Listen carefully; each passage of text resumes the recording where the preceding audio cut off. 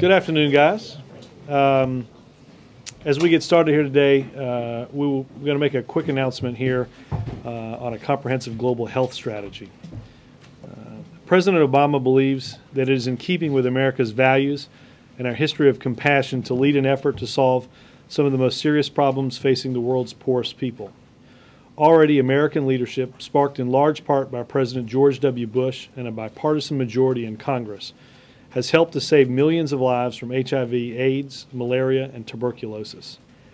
Yet even with that monumental progress, 26,000 children around the world die every day from extreme poverty and preventable diseases. In response, the President's 2010 budget begins to focus attention on broader global health challenges, including child and maternal health, family planning, and neglected tropical diseases with cost-effective intervention. It also provides robust funding for HIV/AIDS. The initiative adopts a more integrated approach to fighting diseases, improving health, and strengthening health systems. And joining us today to make this announcement is Jack Lew, the Deputy Secretary of State, and I'll turn it over to him. Thank you, Robert. The President's Global Health Initiative is a critical component of our foreign policy, and it's a key element of what we mean when we talk about smart power. As the United States continues to lead on global health, global HIV/AIDS, on tuberculosis, on malaria, we now have the opportunity to take an extraordinary step to save the lives of more women, children, and families in the developing world. We have the opportunity to cost-effectively contribute to political stability in a way that enhances our national security while advancing our core humanitarian values. At a time when few believed that large-scale AIDS treatment could be brought to the developing world, something was done. A bold approach under President Bush, PEPFAR, the President's Emergency Plan for AIDS Relief, now provides life-saving treatment for over 2 million people. That's up from just 50,000 6 years ago. Dramatic gains have also been achieved under the Malaria Initiative, which in its third year alone has already reached more than 32 million people in 15 African countries with highly effective malaria interventions. We are here today to build on these bipartisan accomplishments over the past few years. The administration will release its budget this week, and in the area of global health, we're going to be investing $63 billion in an integrated approach over 6 years to address some of the biggest global health challenges. In addition to continuing the fight against HIV, AIDS, malaria, and tuberculosis, our budget will increase resources for maternal and child health, family planning, and neglected tropical diseases. This is an example of what we can do when we invest in smart power through development and diplomacy. Some of the health issues that have the most negative impact on quality and length of life are those which we already have the knowledge and tools to eliminate. Research shows that a handful of neglected diseases could be eliminated with relatively modest resources and a sustained commitment. Basic obstetric care can exponentially reduce the number of mothers and children who die in childbirth. The most basic health interventions for things like antidiarrheal disease can dramatically decrease the mortality of children under 5. We need to harness the energy and focus that has made such a difference in addressing HIV, AIDS, malaria, and TB to tackle this broader range of health care challenges. In many parts of the world, the United States has responded, often at high cost, to situations of conflict that result from the cycle of poverty and disease. As Secretary Clinton has often said, disease and poor health are both a cause and consequence of poverty. Our investment today in building partnerships to share our knowledge and expertise, in scaling up the simple solutions that can save many millions of lives, and in laying the foundations of basic and preventive health care are all ways in which we seek to address problems today to avert costly crises tomorrow. Our announcement today exemplifies a strategy we're bringing to bear across our foreign aid programs. Even as we address crises in regions with conflict, we need to make the investments necessary to prevent such crises from occurring in the future. We are ramping up efforts to fight poverty, food insecurity, and disease with solutions that will leave behind the tools to sustain long-term progress. The State Department looks forward to leading an effort working closely with other agencies and with our partners in and outside of government and with other nations, working closely with other agencies like USAID, PEPFAR, and the Millennium Challenge Corporation to develop a coordinated approach so this global health initiative can be implemented upon enactment of the 2010 budget. Thank you. Questions for Jack on global health? The President, at the closing press conference after the Summit of the Americas, talked about being taken aback by all of the comments that other leaders made to him about what Cuba had done to sort of export health care in Latin America. And I know this is directed more about having to do with combating these diseases, but is this going to at all touch on that sort of diplomatic issue where it sounded like the president was admitting Cuba had outmaneuvered us on the diplomatic front in Latin America, and that's why they had so much support? I think more broadly, when we talk about development and diplomacy, we mean the United States needs to be affirmatively active, dealing with some of the root causes of instability in so many poor countries. If people can't provide for the basic needs of their family, it's a dangerous situation. This is an area where we know we can do more, we know we can do better, we know we need to coordinate within the government of the United States. There are many big players out there in the not-for-profit world that badly want to coordinate with the government of the United States, and we have many allies around the world whose development programs are aimed in this direction and want to work with us. It's part of working with the world community on a public and private basis to address a problem that we could never address all by ourselves, that we need to work with our partners on. Is this something you've seen where Cuba seems to have sort of a I can't speak with specificity to Cuba, but there are examples of countries that have had effective programs. We've had effective programs. What we need to do is build on models that, frankly, are not that complicated. We know how to make a lot of these things work. Jack, $63 billion is a lot of money. What are the countries on the top list, and what are the diseases that you most want to deal with out the chute? I think it's premature to put out a list of countries, but obviously when you talk about a problem like this, there are a lot of countries in Africa that have the need for this kind of assistance. In terms of the type of diseases, there's a range of tropical diseases, the names of which I can hardly pronounce, but I'd be happy to try, where, frankly, what we need to do as we go through the strategic review is determine which of the diseases we can eliminate. Do we have the tools at our disposal to really make significant progress? And we will, we're working across the agencies, be spending the next several weeks honing the details of that so that when the 2010 budget is in place, we're in a position to go. How much of a problem is it that in some of those countries you could have real security and governmental cooperation problems? Well, there are certainly challenges in some countries. We've seen through PEPFAR that we can get into an awful lot of places and provide effective health care services.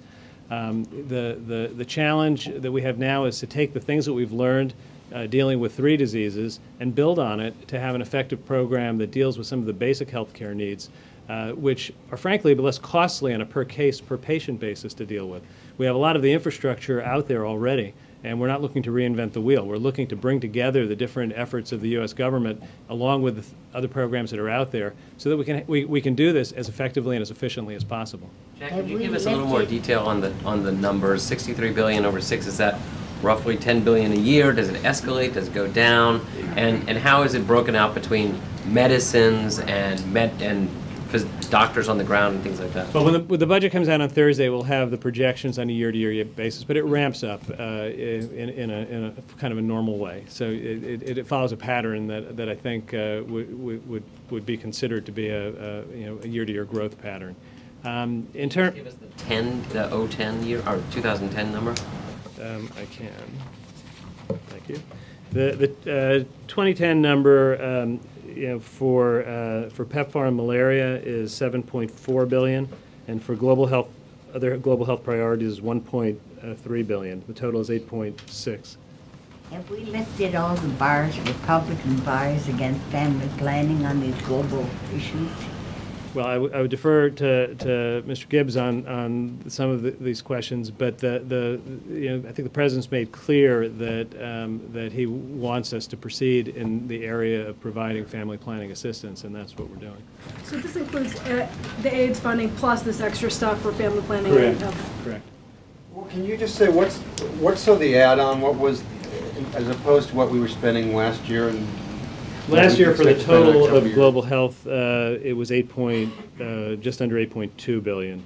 So it's an increase of $459 million. do that again? It was 8.16, $8,186 million in this year, 2009. It's $8,645 in 2010. So it's an increase of $459 million. Do you know where that extra money is going now? What you'll be doing with that money that you haven't done last year or two? Well, some of the increase goes to PEPFAR. We are increasing PEPFAR to treat the 3 diseases, HIV/AIDS, malaria, and tuberculosis. And some of the money is going to expand programs in the areas that I've just been discussing. family planning? Is that the biggest part? I wouldn't say it's the biggest part. I mean, we're trying to have a balanced program here. I mean, as we develop the program going forward, the numbers will get larger in the out years. So the change will become much more apparent as we do the multi-year program. What would have been, say, the 5 or 6 year figure last year? So that I don't have that number. Yeah. 400 or 500 million doesn't make it sound like a very dramatic increase. Right, but if you think of 450 million that grows year to year over 6 years, it adds up. It's about doubling the amount that we're spending on this 4.59 times 100 million. You guys didn't think was big last week? I still think that billions of dollars are a lot of money. I know it's These guys are a little. So wait, but it's are you saying, Jack? Are you saying it's a doubling roughly over 6 years from what would have been under the Bush administration? Well, I can't say what the Bush administration would have done. We're dealing with a baseline that we started with, so I don't want to characterize how it compares to what would have happened. But there is a substantial increase over the 6 year period. Jack, I hate to ask this, but with the family planning thing, are there any restrictions, language on abortion? Any kind of link on that? Well, I'd say that at this point, what we've been thinking through is the health needs that are out there. I would defer to later discussion of issues like that. I'm not aware of any, but that's not to say that that there aren't. This is stuff that Could the Congress money go to abortion then? That's not what this funding is about. This funding is about dealing with prenatal care, postnatal care, tropical diseases, children who die from diarrhea. You're asking me a question that I honestly can't answer. Yeah. This is something Congress would. Is Congress the one that would be dealing with the specific issues? There's an appropriation, so Congress will have to deal with it. So this is where. That's what I mean. So This is our budget they would proposal for. and they would decide what the family planning aspect Correct. is. And if Congress didn't want any of this money to go to abortion, would the administration object? I think we'll have more details on that in the budget on Thursday. Anything else for Jack? Let me take my sheet back. Thank you, sir. Thank you. Thanks. Give me 1 minute to get organized. You like that? Shake it up. I figure you not bring the president on Friday, then step it up and bring Jack here on Tuesday.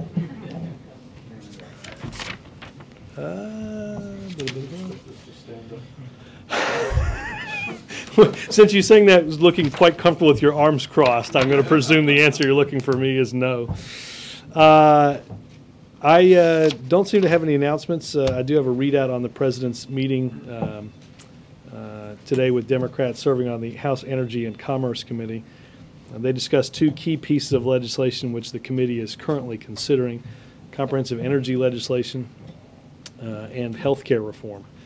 The president said that transitioning to a clean energy economy would create clean energy jobs and provide America with a major growth driver for years to come, helping to move us from a bubble and bust economy.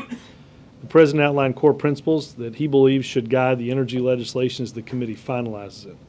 The president believes that consumers and communities should be compensated if during the transition period there are any additional costs associated with reducing carbon emissions. He believes there should be predictability and certainty in the market so that entrepreneurs can make major private sector investments in clean energy innovation. He also believes regional impacts should be taken into account and addressed, and that our trade-sensitive industries need to be protected. Chairman Waxman announced that the committee had found common ground on a proposal entitled Cash for Clunkers, and the president commended the members for moving forward a plan that will help the American auto industry and provide Americans with cleaner automobiles. The president also made clear that we have been discussing health care reform for decades, and he hears from Americans every day that now is the moment for action. With millions of Americans out of work, we cannot afford for any American to be on health care coverage because of a pre-existing condition. Mr. Babington, take us away. Thank you. A couple of Supreme Court questions. Senator Orrin Hatch, yesterday, after speaking with the president, said he got the distinct impression that the president wanted to make an announced nominee by the end of this week. Did Senator Hatch misunderstand that? Well, I didn't hear the conversation. I can allay your fears that it's not going to happen this week. or maybe disappoint you. But it's not this week. This month? I think the president, as I've said the last few times I've been out here working with the team to get a look at the people that he thinks are best qualified for this position, and that obviously we want to move this process along in a timely fashion so that the next justice can take over the work with the next time the court begins to hear cases in October. One more. Senator Harry Reid is the latest among several senators who suggested that the president look outside what they call, the sort of normal federal court tradition of a nominee and pick perhaps a senator, governor, former senator, governor. Is that something that appeals to President Obama? Well, as I've said, I think the president will look at a diversity of experience and background. I think he said on a number of occasions that having somebody that obviously has an with the law, but also understands and has worked outside with varying different experiences is something he'd like to see. Yes, sir. Robert, follow up on the climate change meeting, or that aspect of the president's meeting with the lawmakers today. How optimistic is President Obama after this meeting that a bill on climate change will be passed in time for the global warming talks in December in Copenhagen? And well, yeah. Just added on to that, how much political capital is the president willing to use to push that bill along? Well, Jeff, obviously, you've heard the president on a number of occasions mention that his three most important priorities are health care, energy independence, and education. That those three present an important foundation for creating long-term economic growth. So I think clearly it's a major priority of the president's. And I think he believes that the meeting was productive, that progress was made, and that discussions continue in Congress on moving this bill forward. We're certainly hopeful to get something done this year. Obviously, as I said, it is a strong priority of the president. How active will he be, Robert, in making sure that a bill comes to Congress this year? Well, I think you can. I think the meeting today denotes both his interest and his activity level on this in trying to move a solution forward. Yeah. Thanks, Robert. Why is the president considering use of the Bush military tribunal system to try terror suspects? I thought he suspended that the first week in office. Well, that was suspended pending, as you know, a review of the process, a review of our policy relating to detainees. That review is ongoing, and I don't have any announcements about that today. Would you close the door on using the tribunal system? I think it would not be wise for me to prejudge the review the president laid out. Quick follow on something else. There was a report this morning suggesting that the White House doesn't want to release the photos from the Air Force jet flying over Manhattan. Why wouldn't you release those photos, and what's the status of the president's review of what went wrong here at the White House? We anticipate the review will be done this week. I've watched CNN. I didn't notice a lack of archival material from that flight. I don't. From inside the plane, from the photos they took, we haven't seen those. I don't know where those are. Yep. Follow up on a couple issues. One, regarding the Pennsylvania primary, that President Obama has said he will commit to Senator Arlen Specter. Today, Congressman Sestak of Pennsylvania said he's inclined to challenge Specter in the primary. Given the fact that Specter, his very first vote as a Democrat, was against the president's budget, is there anything that Specter could do that in terms of voting against the president, that would change the president voting in campaign? I mean, campaigning for him against a Democrat who is more in line with the president's priorities? You know, I think the president was pretty clear on this. Senator Specter has his full support, and he'll do what's necessary to see him reelected. I think Senator Specter said it the day he made his announcement that he's going to make decisions on individual bills, but I think him switching to the Democratic Party was a belief that that's the party that could best serve his constituents. We don't generally get 100% of any party voting for us, but we'll continue to try. Okay, and then following up on the President's announcement yesterday about tax havens, the President's trade representative, Ron Kirk, has said that the administration is pushing for a trade agreement with Panama. Panama is one of the tax havens that's been cited by various organizations that look at countries that have these tax havens. And as part of the trade agreement, according to Public Citizen, there would be a lift on the amount of money that can be wired from the U.S. to Panama. Is the Obama administration going to be pushing for the elimination of Panama as a tax haven as part of this anti-tax haven effort? Let me check with USTR and folks here on what's in the trade agreement and some of the statements that have been made. I don't have any of that with me, but I'll check on it.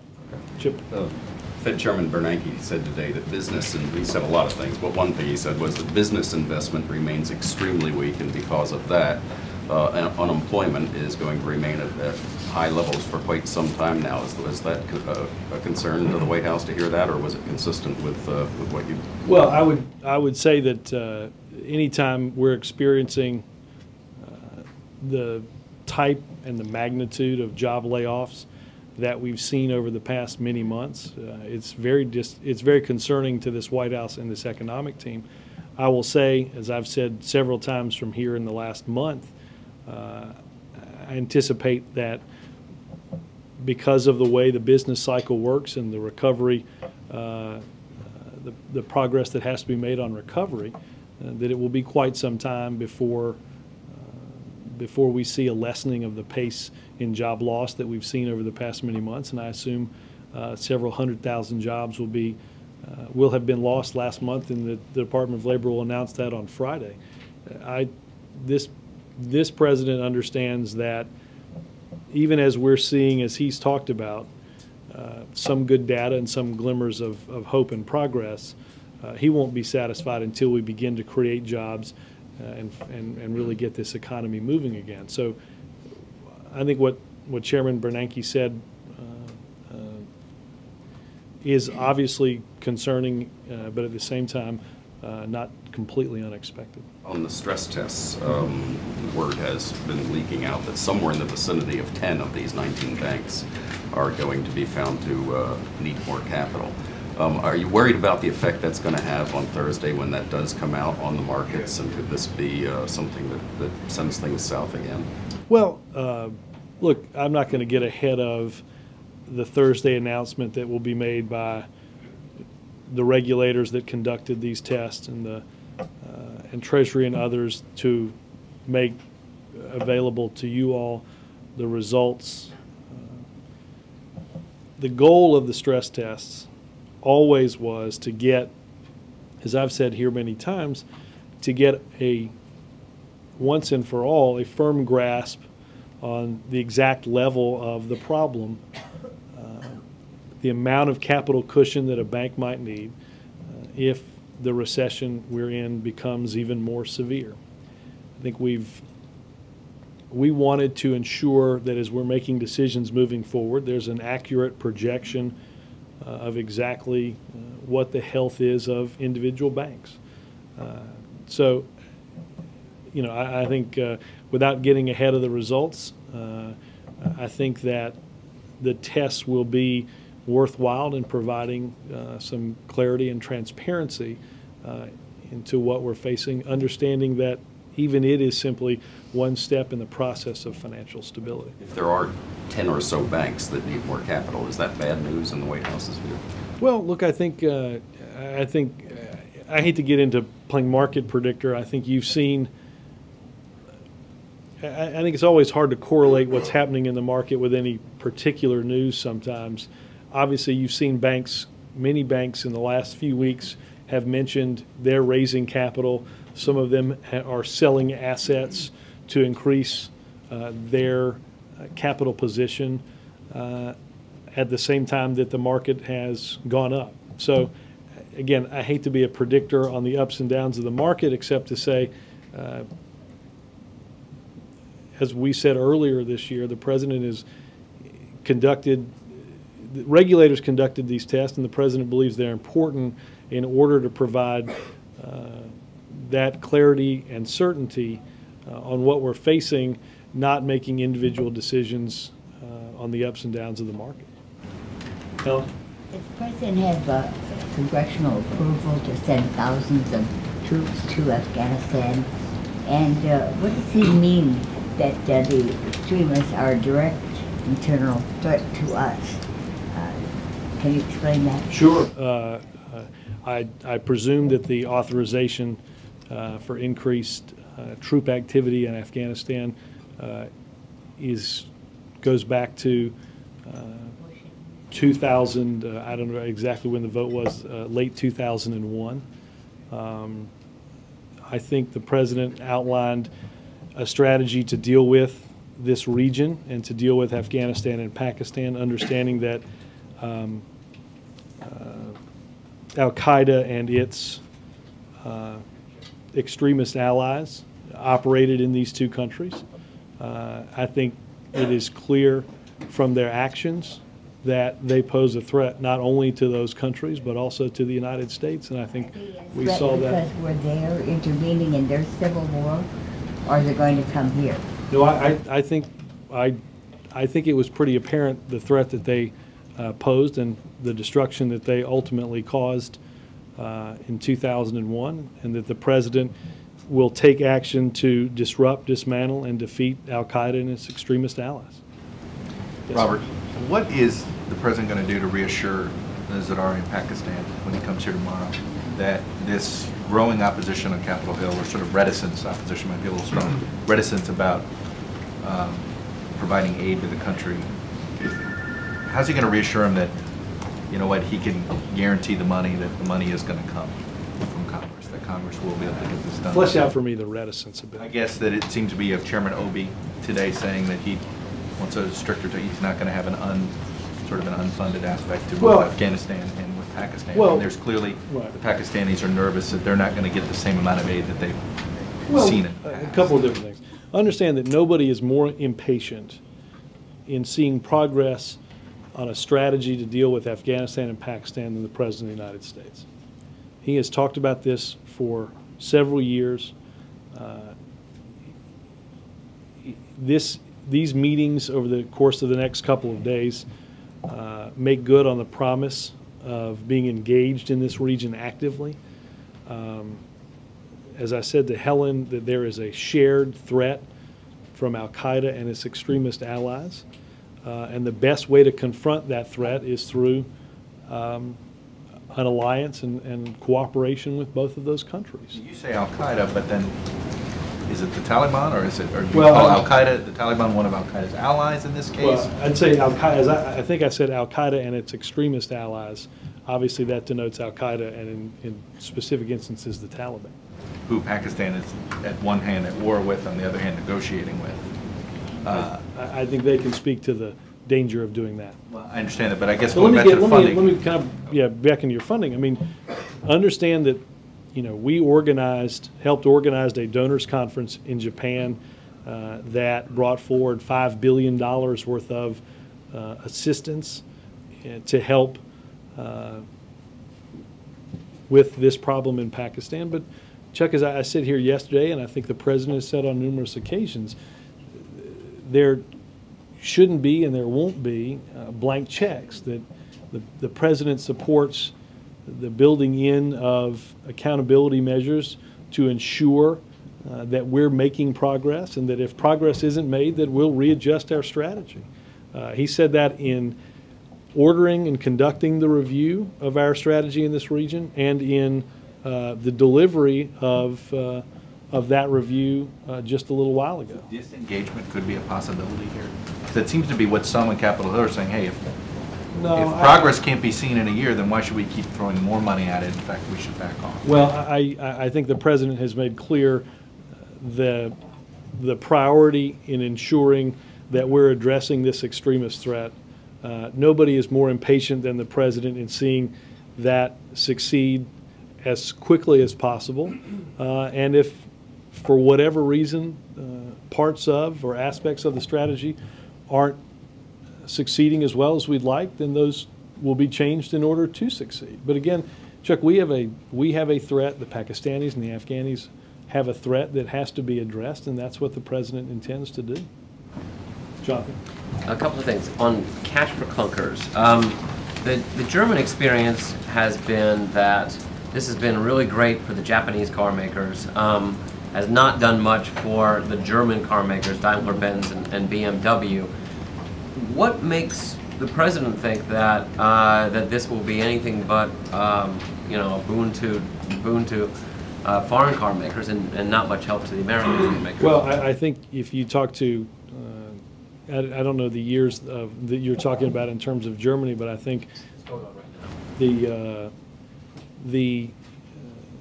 agreement that was announced with Chrysler and Fiat, in part, we believe part of the utility of that was the bringing of more fuel-efficient engines into this market.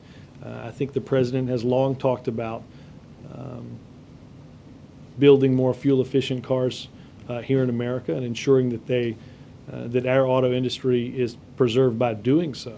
And I think if anything, if the past few years and the recent, and I'll go back a year or two on auto sales, if those are any gauge that the auto companies have to begin to build something that Americans want to buy, I think it could be no clearer than that, and that the president hopes and believes that we'll make progress in doing that.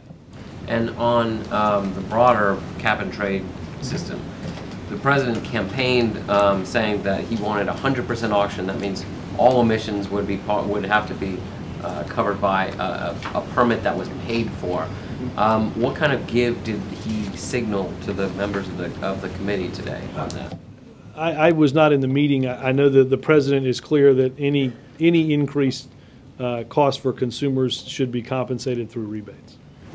Robert, can you try and get us an answer as to why the White House doesn't want to release those Air Force One photos? Sure.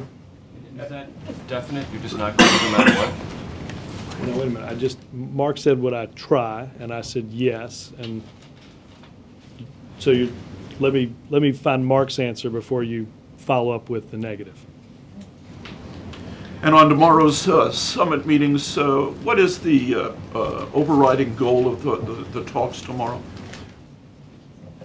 As I said to Chuck, our goal is to ensure,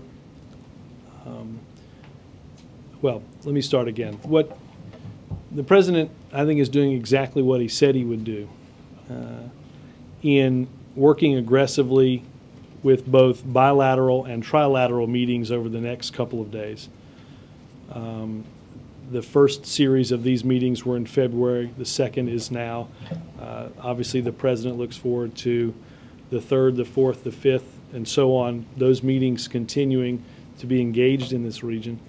And as I said to Chuck, the recognition by Afghanistan and Pakistan, as well as the United States, that there is a shared threat from al-Qaeda and its extremists, allies, that the best way to confront that extremism is to work towards a cooperative alliance with those countries to meet that shared threat. That we have a shared threat, and the best way to meet that is through that mutual cooperation. Yes, sir. If I could just, on the carbon tax, if I could follow up on the Tylus-Weissman. On that carbon auction, is the president still committed to that 100%, and is he still counting on that in his the revenue from I have not honestly seen the details of what the House is working on, and I'd have to check on that. Okay, but we can expect the budget on Thursday that it will include the revenue from carbon auction. It will include revenue from that. I have not looked at the individual aspects of the budget as far as that goes, though. Members who have come back and talked about the meeting have said the president committed at least to 1 year of waiving the auction fee in regions where this would be most damaging. that would sound to me like a concession the president has made to win the votes necessary on the House side to get this legislation passed, a moving back from what he promised on the campaign trail. And if the European experience is any guide, not something that's going to work to reduce carbon pollution, because if they're free, the market doesn't price the carbon in a way that increases the desire of companies who pay for the credits to reduce pollution. Well, And so I think that is a concession on both. Well, on both I think fronts, your model political and- only presumes if you don't change the allowance or change the threshold on a yearly basis to ultimately make it. I mean, the concept of pollution trading is based in many ways public policy wise in the late 80s in dealing with acid rain.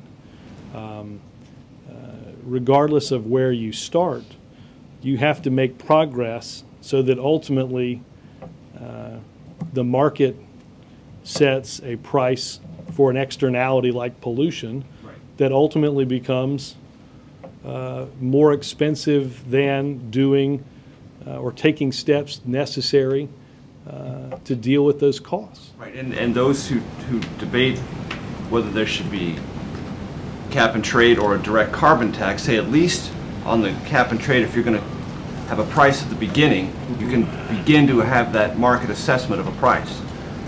They say it may take a little bit longer than a direct carbon tax, but if you delay that process, you're only delaying the market's response, therefore undercutting at the front end your ability to deal with pollution. Well, I think that, again, I think you're projecting. I'm just going on the basis of what the debate about this issue has been. No, I understand. But I think you're projecting 1 year and the totality of the program, and I think that's a somewhat unfair comparison. We can see it, however, in Congress sometimes when an allowance is made at the beginning, it sometimes has a tendency to continue on. Well, I don't know that I'm an authoritative speaker on Congress. You have some experience. I used to work in that building. But I also think, again, Major, your question, I think, is in many ways premised on not knowing the back end of this. Again, I think it's a concession on the front end. You would acknowledge that. I think it understands without knowing exactly what was discussed or the details of the legislation that are currently on the Hill or what might spit out of that. I think the president, and I read in this that that we have to take into account regional impacts. But again, the end game of this process will depend on those intervening years, again, where the externality of pollution is priced at a level that makes it cost-effective for business to deal with through clean energy. That's exactly the proposal that the president's made in order to spur job growth and to give certainty to private investors for the creation of clean energy jobs to deal with the problems that they face. On the stress test, the IMF in a report that it issued late last week projected that there is a lot more write-downs that U.S. banks have to do. They estimate $275 billion to $500 billion more in write-downs for U.S. banks in the not-too-distant future. Is that a number that the White House either agrees with or disagrees with? Should those who are looking at the bank's health from the outside be alarmed at a number like that? Well, I've not. Because that number is not associated with anything we've heard about what the stress tests have revealed to date. Right. I have not either read the IMF report or seen the results of the stress test. I'll be glad. If you just give me a couple of minutes, I'm sure I can. But I think in some ways you're talking about something that impacts on one problem, but also there are separate set of realities that, regardless of results of the stress test, are going to have to be dealt with in terms of the continued movement of bad or toxic assets off of the books of these individual banks. The process that was that Treasury and others have set up to begin to do that. And without either, like I said, without seeing that report or understanding exactly what the results show. Look, I think, as I said earlier, these stress tests are one step in understanding the capital requirements that are necessary for these banks, understanding that we're going to have to take additional steps to remove toxic assets. The final level, I just don't. The IMF is suggesting that with these write-downs, there will be greater capital requirements that these banks are going to have to meet to survive than the stress test, based on what we've heard so far, appear to indicate. That even with the stress test, the banks could be in worse shape. Well, I think obviously the White House administration and the regulators would contest that. Well, I think without prejudging the criteria that you'll get a chance to see, I think it's like I said, I think it's a bit premature to use a report from last week before we have results in 2 days to denote what you think of as the credibility. I think the credibility is. I think you'll get a chance to see and be pleased with the credibility of these tests and denoting clarity moving forward. One last quick thing on cash for clunkers. Does the administration want to do that separately or within the overall cap and trade legislation? I don't know whether they're going to move that bill separately or not. I would point you to. Well, I think notwithstanding Jonathan's example, I think the president believes that it would help the American auto industry, at the same time providing a powerful incentive for Americans that are hoping to buy new cars. I think doing that as quickly as possible would have great benefit. Scott? Yes. In an interview in the New York Times this morning, the political leader of Hamas, Khaled Mishal, said that rocket fire has stopped into southern Israel. They've ordered that. And that he extended a 10-year truce to Israel, and that they seek a state inside the 1967 borders. He did not recognize Israel, however. Will the Obama administration at some point, given how important Hamas will be to an eventual peace agreement, encourage the Israeli government to begin talking to them? Well, I'm not going to get into what we might tell the Israelis before we have substantive conversations with them both today and later on in the month. I will say that we have long said that we believe there were certain things that had to be done before we would take any step like that, including the renunciation of terror, the recognition of Israel, and an abiding by past agreements. And those haven't changed. Just a quick follow-up. The process with the Palestine Liberation Organization started the same way. They did not recognize Israel. They vowed its destruction. They did not renounce violence. That was managed through a peace negotiation. Could you explain how the administration sees the difference between where Hamas is now and where the PLO was? Again, I'm not going to get into prejudging this. I think it's important. We'll have readouts on the meeting that we have today with President Perez, and the president looks forward to continuing engagement with leaders throughout the region, with Prime Minister Netanyahu to come to Washington soon, as well as others. Robert, can I ask about Thursday, the National Day of Prayer? The president, I understand, is going to sign a proclamation, but there's not going to be a public ceremony, as the Bush administration did. Why the difference in approach? Does the president have a different feeling about this event than his predecessors? No, I mentioned, I think when I was asked about this last week, that prayer is something that the president does every day. I think given some of the issues that you all have denoted today, it might be a healthy thing. But we're doing a proclamation, which I know that many administrations in the past have done.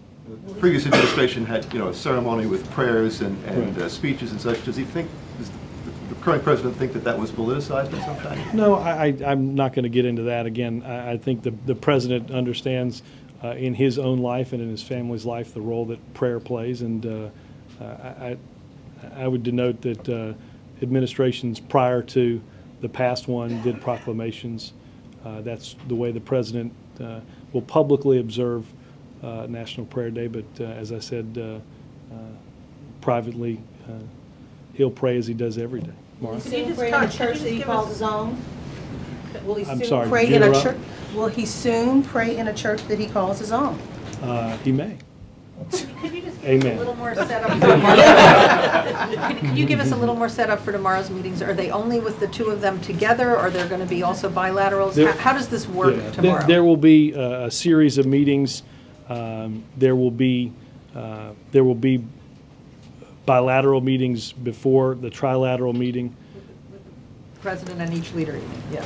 Yeah, hence bilateral. And- Then, and I don't have the schedule in front of me, these meetings also continue throughout the day and into the next day. And one of the aspects of this, again, to build the type of cooperation that the President talked about, we'll have other cabinet secretaries that will come and meet with their counterparts in each of these countries in order to forge those relationships in understanding, as I said earlier, the common threats that we have to face, in doing so in a way that understands and shares those challenges. For instance, Secretary Vilsack will meet with both of his counterparts. I think others in the administration, and I'll get a better list of this, will bring their counterparts together much as the President will in order to strengthen that, that relationship. Yes, ma'am. Robert?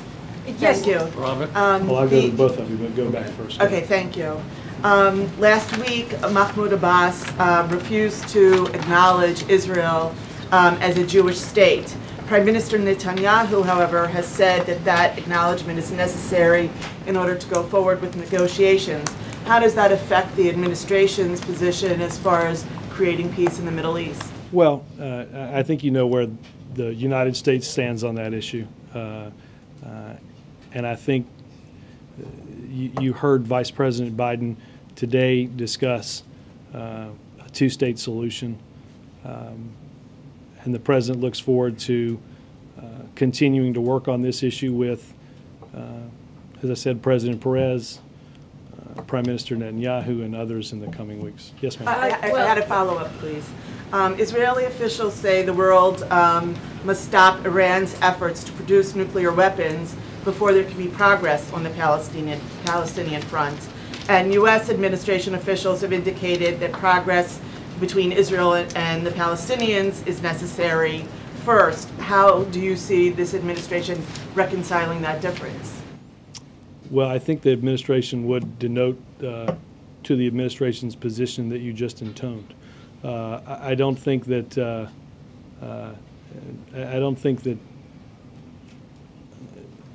this administration does not believe that, as we've said on a number of other issues, that there's an either-or option here. I think it's a pretty obvious point that while if we can make progress on one, it will help on the other, but we can do both simultaneously. I didn't hear you address about a Jewish state, though. I'm sorry? I didn't hear you address the issue of acknowledging a Jewish state. I did address that. The President and the administration and this government are very clear on that. Yeah. The situation in the Swat Valley is deteriorating. What does the President want President Zardari to do that he's not already doing? And what sense of urgency does he intend to communicate to him about doing it? Well, I'll let the President make his points to both of those leaders during the meeting without me doing it here, except to underscore what I'd previously said, that the President wants to help forge an alliance with the United States and these two countries in meeting that shared extremist threat. That's what these meetings are about, strengthening this relationship and growing it moving forward is the goal of tomorrow and Thursday, and will continue throughout this. Does he feel that Pakistan is adequately addressing the situation? Well, the President is deeply concerned about the security situation. That's why he ordered the review. That's why we're sending additional troops to Afghanistan. And that's why we'll talk with both the Afghans and the Pakistanis about our renewed commitment in helping them seek the aid that they need to address those extremists. Margaret? Robert? I have an IMF question. The president at the G20 meeting had pledged $100 billion. That is money that is not at all at this point in the supplemental. And I want to talk to you about how much the White House is concerned about this. Do you see this as a temporary delay or one of specific negotiation? Do you think it'll work itself out, or are you reducing your expectations? No, I think the commitment that the president and the world made to spurring economic growth with this important aid is something the president believes that we have to keep, and we'll work with Congress to ensure that the authority to do that is ultimately contained in the bill. Do you know what the hang-up is about? Is it a matter of specific reassurances, or is it a bartering for something? I don't know what the specific hang-up is, but like I said, the president intends to work and his team to work with Congress to straighten that out. Robert? Yes, sir. Richard Holbrooke said today that the administration unambiguously supports President Zardari. Is there a similar level of support for President Karzai? Earlier this year, the president did mention that it seemed to him that the Afghan government perhaps was a little bit detached from some of the communities it was supposed to serve. Well, no, I think, as I mentioned here yesterday, the president supports the democratically elected governments of both of these countries and looks forward, as I said, to working with each and working together trilaterally to address the extremist threat from al-Qaeda and its allies that all three of these countries face. And I think the president believes the meetings Wednesday and ultimately on Thursday will be productive in doing that. Thank you all. Thank you. Robert.